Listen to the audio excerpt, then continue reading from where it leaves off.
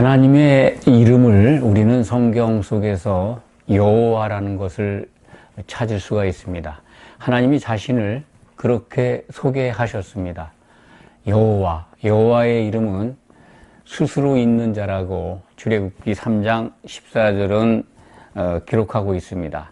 그런데 그 원문의 뜻을 자세히 살펴보면 스스로 있는 자라는 의미보다는 하나님은 되게 하시는 자다, 되게 하시는 분이다 라고 하는 것을 시브리 말로 우리가 확인할 수가 있습니다. 하나님은 반드시 계획하신 것을 이루시는 분이다, 그런 뜻입니다. 이 시브리 말의 근거를 문법적으로 찾을 수는 있지만은 예레미야서 33장 2절을 통해서 우리는 분명하게 또 확인할 수가 있습니다. 예레미야서 33장 2절은 그것을 만들어서 성취하시는 여호와, 이런 표현이 나옵니다. 그것이 굉장히 중요한 의미를 갖고 있습니다. 문법상 그것은 대명사입니다만 여성 대명사입니다. 여성을 만들어서 반드시 성취하는 분, 그분이 여호와라는 겁니다. 반드시 이루시는 하나님, 되게 하시는 하나님, 성취하시는 하나님을 그 문장 속에서도 우리는 확인할 수가 있습니다. 여성, 그것은 우리가 신약시대, 신약 성경을 통해서 그것이 교회인 것을 알게 됩니다. 하나님께서는 교회를 세워서 그것을 반드시 이루어서 하나님이 세우신 그 목표를 성취하시겠다고 하는 그 말씀을 선지자들을 통해서 선포하신 것입니다. 하나님은 또 이 계시록을 통해서 자기 자신을 소개하십니다. 반드시 이루시는 하나님, 되게 하시는 하나님, 성취하시는 여호와이신데, 요한계시록 성경의 마지막 책이죠. 그 책에는 하나님은 나는 알파와 오메가라고 말씀하십니다. 계시록 1장 8절에 그렇게 기록이 되어 있습니다. 나는 알파와 오메가. 또 21장 6절에 가서는 알파와 오메가, 처음과 마지막. 또 22장 13절에는 앞에 그 두 가지와 더불어서 시작과 마침이라는 말씀까지 하십니다. 그러니까 알파와 오메가요, 처음과 마지막이요, 시작과 마침이다. 그 말씀의 뜻이 뭘까요? 하나님은 처음과 끝이 동일하다는 겁니다. 시작하신 것은 반드시 그대로 성취하신다, 그런 의미로 이해하시면 됩니다. 하나님은 그러니까 그 이름 속에서 되게 하시는 분이다, 반드시 성취하시는 분이다 하는 것을 우리로 하여금 알게 하셨습니다. 하나님께서 다른 성경 속에서 이런 말씀을 하십니다. 기억하시는 분들도 있습니다. 이사야 43장 21절 말씀에 내가 내 백성을 지은 것은 그들로 하여금 나를 찬송하게 하려 하십니다, 이렇게 기록이 되어 있습니다. 하나님께서는 찬송을 받기 위해서 백성들을 지었다는 겁니다. 그러니까 우리가 하나님을 찬송하기 위해서 이 땅에 보내진 겁니다. 그럼 이사야서에 그렇게 기록되어 있지만 다른 성경책에는 어떻게 되어 있을까 하는 것을 우리가 한번 찾아볼 필요가 있다고 봅니다. 시편 22편 22절의 말씀 속에는 예수님이 찬송하시겠다고 하는 것을 다윗의 입을 통해서 이렇게 예언하신 말씀입니다. 내가 주의 이름을 형제들에게 선포하고 회중 가운데 주를 찬송하리이다 라고 하는 말씀이 기록이 되어 있습니다. 시편 22편 22절에 기록이 되어 있습니다. 외우기도 쉽습니다. 그런데 그것을 신약성경 시브리서 2장 12절에 똑같은 말씀을 인용해서 회중을 교회로만 바꿔져 있습니다. 내 형제들에게 주의 이름을 선포하고 교회 가운데에서 주를 찬송하리다라는 말씀입니다. 그러니까 거기서 주라고 하는 것은 하나님이시고 나라고 기록되어 있는 것은 예수 그리스도십니다. 예수님께서 반드시 교회 가운데에서 아버지를 찬송하시겠다고 하는 그 시편에 예언된 말씀을 히브리서 기자는 그것을 그대로 인용해서 예수님의 꿈으로 우리에게 일러주고 있습니다. 그 꿈이 이루어집니다. 오늘 우리가 봉독한 요한계시록 19장 1절에서 8절까지 우리가 같이 읽었습니다만 10절까지 말씀 속에서 우리는 찬송의 소리를, 찬송의 말씀을 우리가 확인하게 됩니다. 예수님이 교회 가운데에서 찬송하시겠다고 하는 것, 그것이 이루어지는 장면입니다. 참 감동적인 이 대목입니다. 우리가 성경을 보면서 하나님은 반드시 이루어 가시는 분, 성취하시는 분, 그리고 끝내 모든 것을 완성하시는 분이라는 걸 믿고 성경을 본다면 처음 시작했던 모든 일들을 다 마무리하시는 하나님을 발견하게 됩니다. 이것이 우리에게 소망 아니겠습니까? 정말 반드시 약속하신 건 반드시 이루시는 하나님, 여호와 그 이름 속에 있는 하나님을 신뢰하고 우리가 바라본다면 우리는 우리에게 주신 모든 약속의 말씀이 이루어짐을 확신하게 됩니다. 그 확신을 가질 때 우리는 더 없는 소망을 가지고 또 힘을 가지고 꿈을 가지고 살아갈 수가 있습니다. 성취하시는 하나님, 또 다른 부분에서 하나님께서 약속하신 부분을 한번 찾아볼 필요가 있다고 봅니다. 찬송을 하는 부분이 이루어지는 걸 오늘 말씀 속에서 확인할 수 있지만 그에 앞서서 창세기 2장 24절에 약속하신 말씀을 우리가 다시 한번 돌아볼 필요가 있습니다. 그것은 하나님께서 아담과 하와 아내를 반드시 하나가 되게 하시겠다. 남편과 아내가 한 몸을 이루게 하시겠다라고 하는 그 의지의 천명입니다.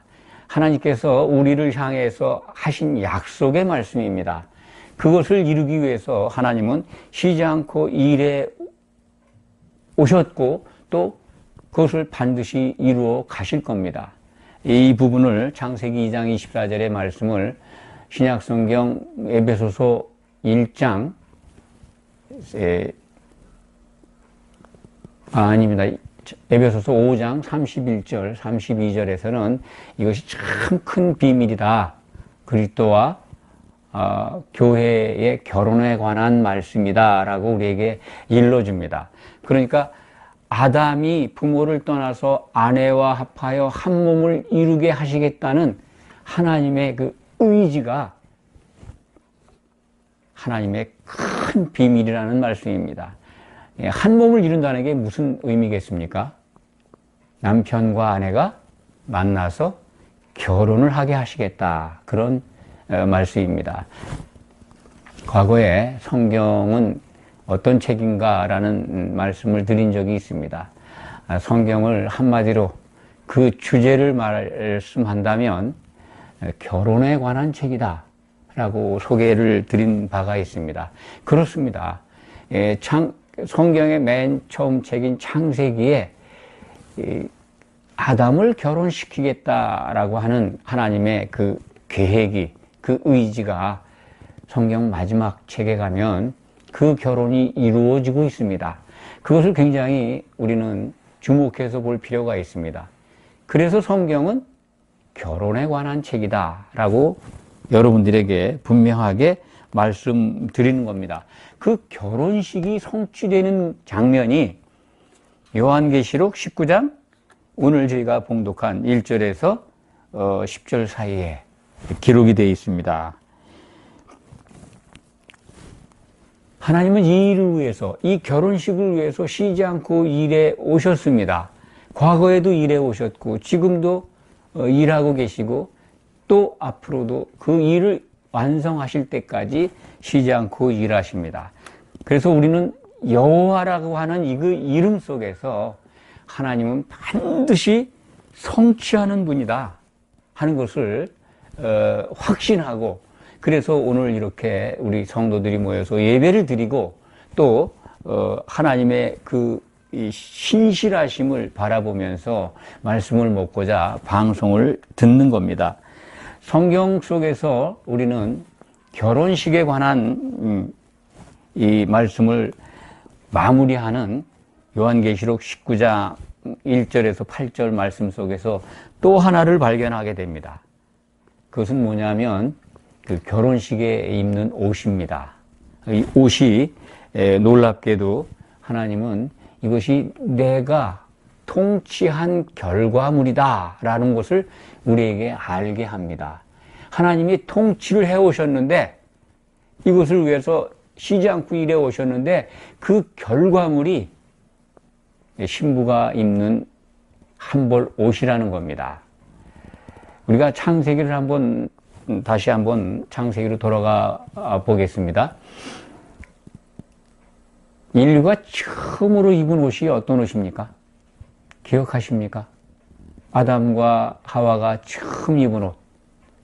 물론 자기 자신들이 이렇게 범죄한 후에 눈이 밝아져 가지고 그 서로 수치스러운 걸 보게 된 후로 그것을 뭘로, 무화과 나무 잎을 엮어서 치마를 해서 가리잖아요. 근데 그 남은 잎이 얼마나 가겠습니까? 가려지지가 않죠. 금방 말라서. 그렇기 때문에 하나님께서 그 아담과 그의 아내를 가죽옷을 지어서 입히십니다. 가죽옷. 그러니까 인류가 최초로 입은 옷은 가죽옷입니다.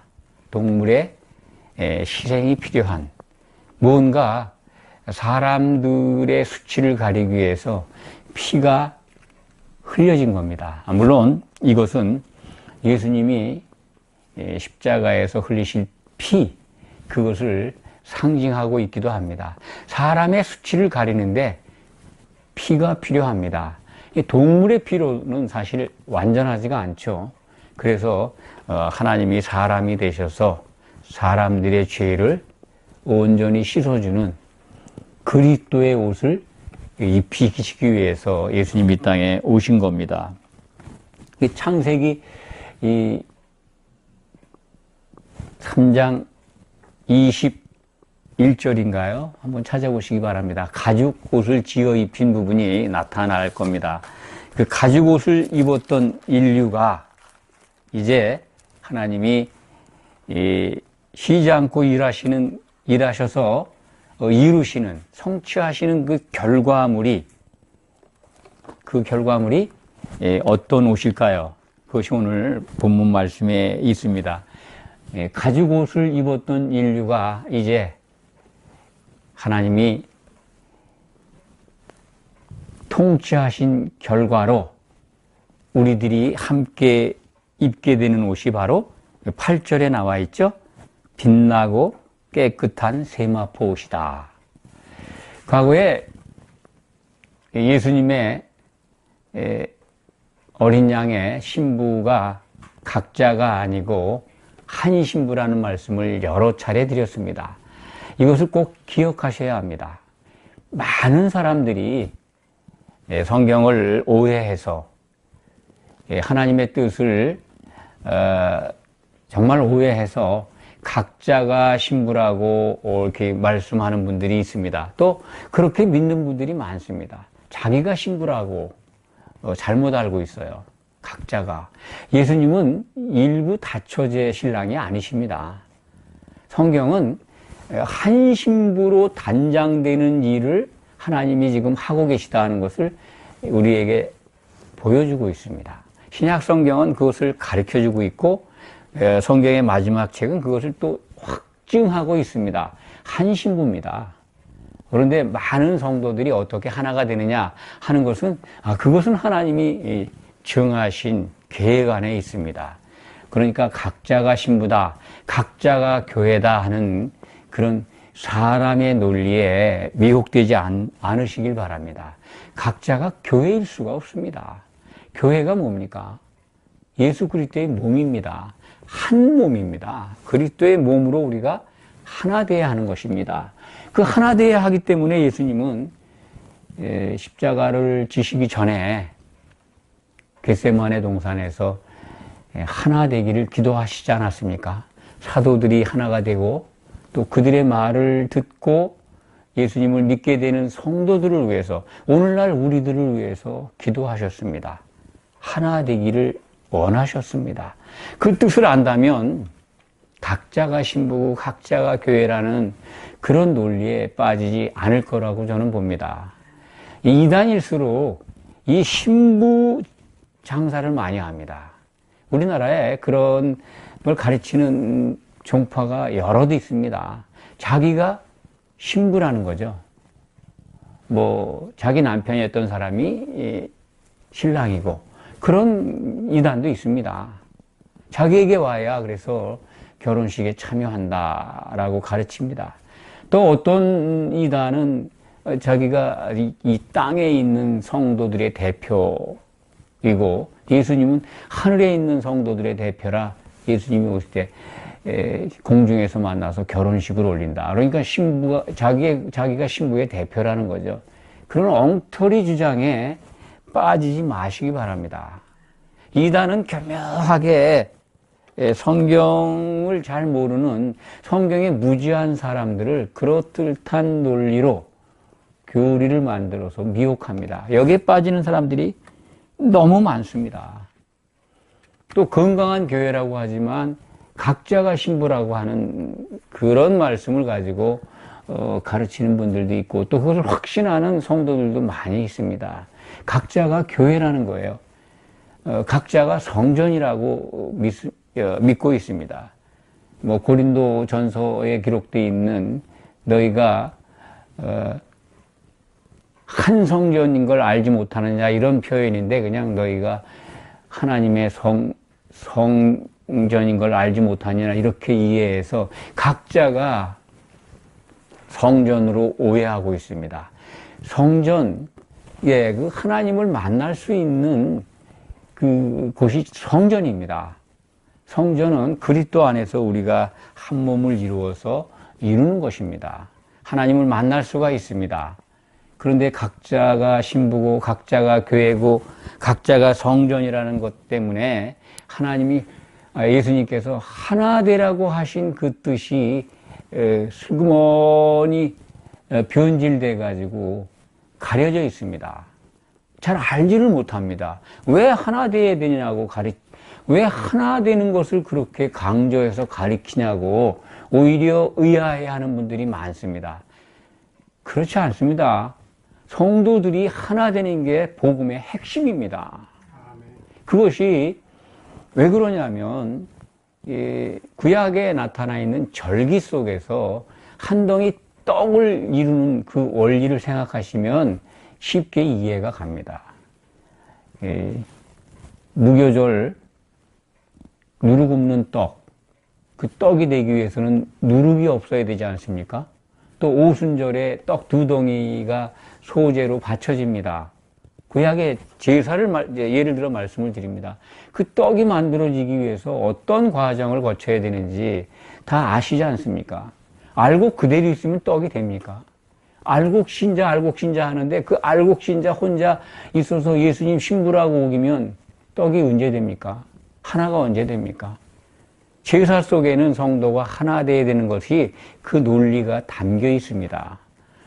오순절 2덩이 떡을 만들기 위해서 곡식이 가루가 되어야 됩니다. 가루가 되기 전에 껍질이 벗겨져야 됩니다. 자 껍질이 벗겨져야 됩니다. 얼마나 아플까요? 우리들이 정말 자기 자아를 깨고 자기를 부정하고 자기 십자가를 져야 이루어지는 겁니다. 그래서 그것이 빠져가지고 다 방앗간에 가서 가루가 돼서 그 가루에 기름이 들어가서 떡을 만들도록 되어 있습니다. 물론 우리나라는 물이 좋아서 물을 넣어서 반죽을 합니다만, 제사의 원칙은 구약시대에 소재를 만드는 떡을 만드는 방법은 반드시 올리브 기름을 넣게 되어 있습니다. 기름이 들어가서 떡이 반죽이 돼서 한 덩이 떡이 되는 겁니다. 그게 이제 열을 받아서 이제 떡으로 완성이 되는 건데, 이와 똑같습니다. 우리가 교회로 한 몸을 이루는 이치가 그렇습니다. 한 덩이 떡으로 이렇게 이 가루가 돼서 거기에 기름이 섞여가지고 한 덩이 떡을 만드는 겁니다. 이 기름은 우리가 다 잘 알고 있습니다. 오순절날 예수님께서 부어주신 성령의 기름입니다. 성령의 기름 가운데 우리가 있어야, 그래야 한 덩이 떡이 되는 것이고, 예수님은 그래서 오실 때 재림하실 때 그리스도의 심판대에서 기름이 있나 없나 그것을 가지고 심판하신다고 우리에게 말씀하셨습니다. 마태복음 25장 열처녀의 비유가, 우리들이 잘 알고 있는 그 비유가 그 내용입니다. 한 덩이 떡으로 우리가 반죽이 돼야 되는데 기름이 있어야 된다는 겁니다. 그 기름을 준비한 처녀들은 그래서 혼인잔치에 들어가고, 기름을 준비하지 않은 미련한 처녀들은 혼인잔치에 들어가지 못하고 문이 닫혀버립니다. 어디로 갈까요? 혼인잔치에 못 들어가면. 성경은 그 혼인잔치에서 탈락한 자들이 바깥 어두운 데 던져지고 이를 갈게 되는데, 다른 곳에서는 그것을 불 섞인 불이 있는 불지옥, 불지옥이라고 우리에게 일러줍니다. 그러니까 깊은 바다로 표현되기도 하고 지옥으로도 나오고 불지옥으로도 나옵니다.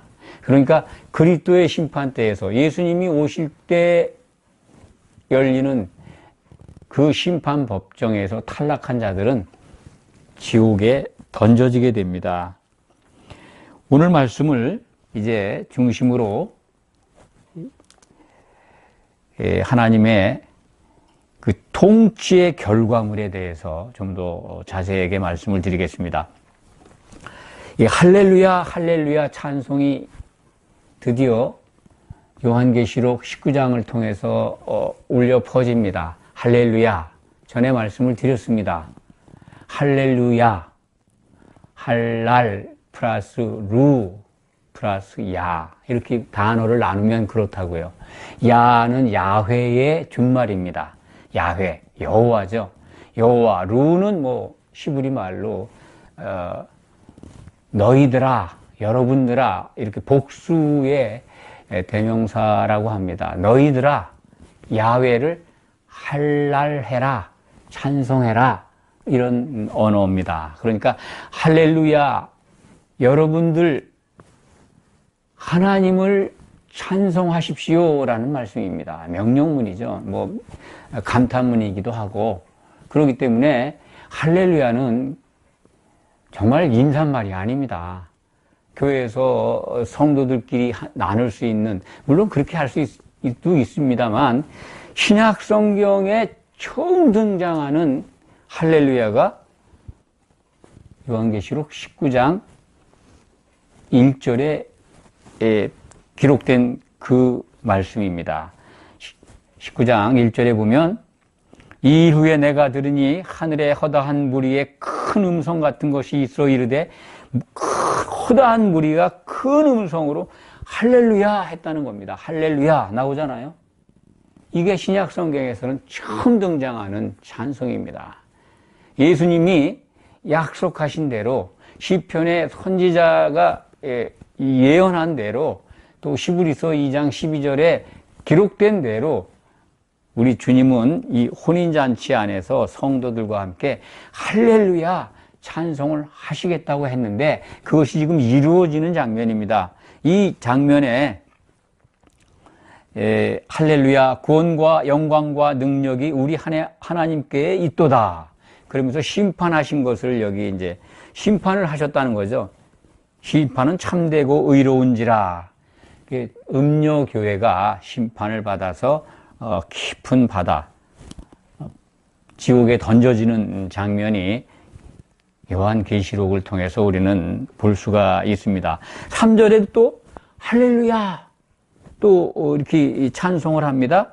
그리고 4절에도 또 할렐루야, 5절에는 우리 하나님께 찬송하라, 이렇게 해서 5번, 6절에 할렐루야가 또 나옵니다. 6절에도 할렐루야 주 우리 하나님 곧 전능하신 이가 통치하시도다, 이렇게 기록이 되어 있죠. 이 앞에 이제 할렐루야, 5번째 할렐루야가 이렇게 등장을 하는데, 이 6절에 기록되어 있는 이 주 우리 하나님 곧 전능하신 이가 통치하시도다, 이 말씀에 주목하시기 바랍니다. 이것이 우리말 번역이 좀 이상합니다. 원문을 보면 통치하셨도다라고 하는 감탄사입니다. 지금까지 하나님이 쉬지 않고 일해 오신 것이라는 겁니다. 통치하셨다. 그 결과 무엇이 나타났다는 겁니다. 통치하신 결과 지금 그 뭐가 나타나서 그것을 보고 할렐루야 하는 거거든요. 할렐루야. 아, 하나님 정말 이 일을 이루셨군요. 하시겠다고 약속하신 거를 완성하셨군요 하고 감탄하는 찬송이 할렐루야고, 그 감탄의 내용이 하나님이 통치하신 내용물이 완성품이 뭔가 보니까 7절을 제가 읽어드리겠습니다. 우리가 즐거워하고 크게 기뻐하며 그에게 영광을 돌리세. 어린 양의 혼인 기약이 혼인날이 이르렀고 그의 아내가 자신을 준비하였으므로, 이제 아내가 등장하죠. 어린 양은 신랑입니다. 아내가 등장하는데 그에게 빛나고 깨끗한 한 세마포 옷을 입도록 허락하였으니 이 세마포 옷은 성도들의 옳은 행실이로다. 예, 어린 양의 아내가 준비가 됐는데 그들이 하나의 그 고운, 세마포라는 게 고운 아마포 옷입니다. 우리말로 하면은 아주 빛나고 깨끗한 흰색의 한 세마포 옷을 입도록 허락하셨다는 겁니다. 그러니까 하나님의 통치의 완성의 결과물이 그 한 세마포 옷이에요. 성도들이 이기는 자가 된 성도들, 그러니까 의로워져서, 옳은 행실이라고 하는 것은 이겼다는 뜻입니다. 의롭다는 것은 죄가 없어졌다는 겁니다. 죄가 없어졌다. 그러니까 옳다라고 하는 말씀을 설명을 먼저 드려야겠군요. 그게 옳다, 의롭다는 뜻입니다. 그 의로운 것도 뭐냐? 쉽게 말씀드리면 죄가 없어졌다는 겁니다. 사람은 다 죄인이었는데 그 죄를 사해 주신 거죠. 그리스도의 보혈의 피로 옳게 된 자들입니다. 온전하게. 그래서 한 몸을 이룬 자들이 한 세마포 옷을 입도록 하나님이 허락하셨다는 겁니다. 이 교회가, 신부가 완성이 됐는데 그 완성된 그 신부에게 한 세마포 옷을 입혀주셨다는 겁니다. 그것이 하나님이 통치한 결과의 완성품입니다. 한 세마포 옷을 입도록 웨딩드레스를 입혀주신 겁니다. 이 각자가 신부가 이것을 하나씩 입는 게 아닙니다.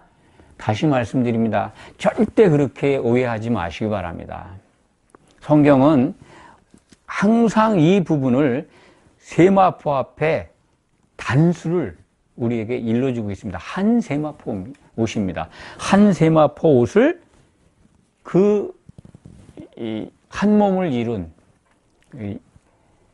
기름을 준비한 혼인잔치에 참석한 신부의 지체들이 같이 입도록 허락하셨다는 겁니다. 그러니까 한 세마포 옷을 보니까 그 안에 그냥 그 성도들의 그 의로운 행실들이, 의로움이 다 박혀 있는 거예요.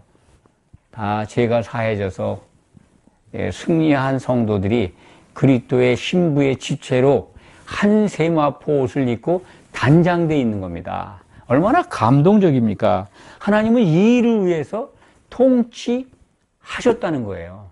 그날 여기에 참석한 이 성도들이 그것을 찬송하고 영광을 돌리세라고 지금 찬송하고 있지 않습니까? 7절을 제가 한번 다시 읽어드리겠습니다. 우리가 즐거워하고 크게 기뻐하며 그에게 영광을 돌리세. 하나님이 통치하셨습니다. 그런데 이 결과물인 우리에게 준비하신 일하신 결과를 우리에게 주셨습니다. 그래서 어린 양의 신부가 한 세마포 옷을 입게 하셨습니다. 그것을 찬송하고 있는 겁니다. 할렐루야 하고. 할렐루야는 이때 부르는 겁니다. 우리가 그냥 성경의 용어라고 해서 할렐루야, 할렐루야 하고 인사하는데요.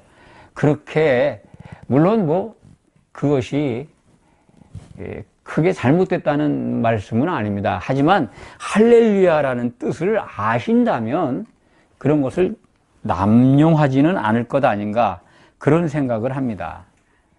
우리 인류는 아담이 선악을 아는 지식의 나무의 열매를 먹고 난 다음부터 그 이후에 가죽옷을 입었었습니다. 그리고 예수님의 십자가의 보혈을 통해서 성경은 우리가 그리스도로 옷 입어야 된다라고 하는 가르침을 받고 있습니다. 그리스도로 옷 입는 것은 그리스도와 합하기 위해서 세례를 받은 자는 그리스도로 옷 입었다라고 하는 말씀이 갈라디아서에 기록이 되어 있습니다. 우리가 성령 안에 있다면 그리스도와 합하기 위해서 성령 세례를 받은 자의 세례는 잠기는 겁니다. 물 세례가 아닙니다. 물 세례 이게 한번 이렇게 하는 일회용 세례가 아니라 그 단어의 의미가 그 문장의 의미가 항상 지속되는 겁니다. 진행 상태를 의미하는 겁니다. 그러니까 성령에 잠겨 있는 상태입니다. 물에 항상 잠겨 있을 수는 없습니다. 이 세례라고 하는 단어의 의미가 그렇습니다. 그렇기 때문에 그리스도와 합하기 위해서 세례를 받는 자의 세례는 성령 세례입니다. 성령에 잠겨 있는 겁니다. 성령에 잠겨 있을 때 우리는 그리스도로 옷 입게 되고 최종적으로 입는 옷은 하나님이 통치하신 통치의 결과물, 신부가 입는 단벌의 웨딩드레스, 이 세마포 옷입니다. 그 옷이 얼마나 빛나고 그리고 깨끗하면 그것을 성경에 이렇게 기록하고 있습니까? 그에게, 신부에게, 어린 양의 아내, 단수입니다. 그에게가 우리말로 그냥 대명사죠. 그녀죠, 그녀. 그의 아내니까 어린 양의 아내에게, 한 아내에게, 신부에게 빛나고 깨끗한 한 세마포 옷을 입도록 허락하셨다. 이것이 통치 결과라는 겁니다. 그래서 감탄하고 있는 거거든요. 이게 매우 중요한 겁니다. 우리의 신앙의 목표가 어디 있습니까? 그렇다면 이 세마포 옷을 입는 것을 오늘 말씀을 통해서 확인할 수 있지 않습니까? 우리의 신앙의 목표를 발견하게 되지 않습니까? 믿음의 결국은 혼의 구원이라고 베드로전서 1장 9절에 기록이 되어 있습니다. 우리가 예수 그리스도를 향하여 믿는 그 믿음의 목적, 결과는 혼의 구원을 이루는 것이다. 이 혼의 구원이 이루어지는 것은 이렇게 개인이 아니라 성령 안에서 하나된 성도들이 이루는 겁니다. 그러니까 성도들이 함께 얻는 구원, 이게 혼의 구원입니다. 하나님은 이것을 위해서 우리에게 복음을 주셨고 우리를 부르셨고 성령을 부어주셨고 그래서 신약 성경을 통해서 잘 준비하라고 명령하신 겁니다. 그래서 우리는 사도들이 우리에게 주신 이 신약 성경을 주목해서 봐야 합니다. 이것을 주목해서 볼 때 우리가 정말 개인적인 신앙의 욕심이나 나만 잘 되면 된다라고 하는 그 잘못된 신앙관, 잘못된 믿음 습관에서 벗어날 수가 있습니다. 예수님은 우리를 향해서 정말 하나 되기를 기도하셨습니다. 아멘. 2000년 전에 십자가를 앞두고 기도하신 내용이 그렇습니다. 그리고 사도들은 성령은 하나 되게 하시는 분이라고 일러주고 있습니다. 성령이 하나 되게 하신 것을 힘써 지키라고 명령하고 있습니다. 그것을 소홀히 하면 안 됩니다. 하나 된다는 의미를 반드시 기억을 해야 합니다. 그래야 한벌 세마포 옷을 같이 입게 됩니다. 이게 가장 성도들이 바라봐야 될 신앙의 목표가 이 요한계시록 19장에 기록되어 있습니다. 하나님은 결혼시키기 위해서 일하시고 계신데 그 결혼식이 이루어지는 장면을 계시록 19장을 통해서 보여주고 계십니다. 이것을 확인한다면 우리가 결혼 준비를 잘 하지 않겠습니까? 우리의 믿음이 다른 곳에 집중하지 않고 새 땅에 있는 것에 집중하지 않고 정말 예수님의 몸인 교회의 덕을 세우기 위해서 나 혼자만 잘 믿고 나 혼자만 잘 준비하는 게 아니라 예수님의 몸인 교회가 정말 정상적으로 흠이 없이 성장해 가고 완성되도록 서로 사랑하고 그리고 서로 덕을 세워가지 않겠습니까? 그게 바로 하나님이 기뻐하시는 믿음입니다. 그 모습을 향해서 나가야 됩니다. 그 길은 우리가 자기를 부인하고 자기 십자가를 지고 정말 알곡으로 내가 세워졌다면 껍질을 벗고 가루가 돼가지고 그리고 기름으로 반죽이 돼서 한 덩이 떡이 돼야 된다. 이러한 그 성경이 일러주시는 그 가르침을 항상 마음속에 담고 새김질해야 됩니다. 그렇다면 반드시 우리는 이 승리해서 한 세마포 옷을 같이 입게 됩니다. 이것을 바라보고 신앙생활을 해야 되지 않겠습니까?